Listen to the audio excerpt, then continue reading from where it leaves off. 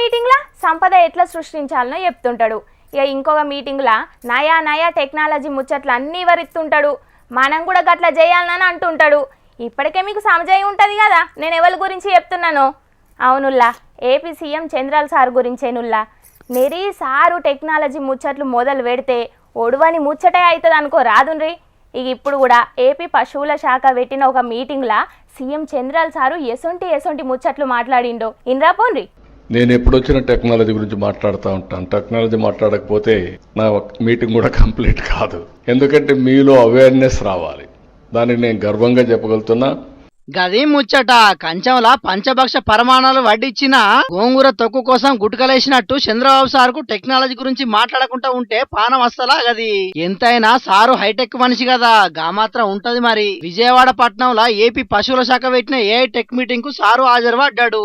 AI tech meeting అందున Chandrababu sir హాజరుపడ్డాడంటే చిన్నగా ఉంటదా వ్యవహారం. టెక్నాలజీ ముచ్చట్లన్నీ కాసి వడవోసినట్టు చేసిండు సారు. మరి సారు ఇంకేం మాట్లాడిండో ఇన్నుండ్రి. ఒక మెసేజ్ ఇస్తున్నాను నేను. ప్రతి ఒక్క కుటుంబానికి ఒక ఆంటర్ప్రెన్యూర్ కావాలి. One family one entrepreneur. Ratan Tata innovation hub. మంచి ముచ్చట్నే ఇది. మొన్నీ నడవనే జీవిడిచిన టాటా కంపెనీ పెద్ద రతన్ టాటా సార్ పేరు మీద ఇన్నోవేషన్ హబ్బులు పెడతారట ఆంధ్ర రాష్ట్రం అంతటా. అందులో బిజినెస్ పాఠాలు నేర్పించి ఆంధ్ర రాష్ట్రంలో ఇంటింటికో వ్యాపారవేత్తను తయారు చేస్తారట. సీఎం సారు గట్టిగా అనుకున్నాడంటే అయినట్టే పోన్రిగా. గంతేకాదు తెలుగు గడ్డ మీదకి టెక్నాలజీని పట్టుకొచ్చింది నేనని చెప్తుంటాడు కదా సారు.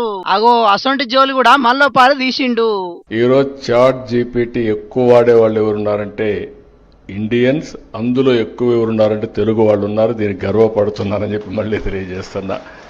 ఏ కూడా అడాప్ట్ చేసుకుంటున్నాం.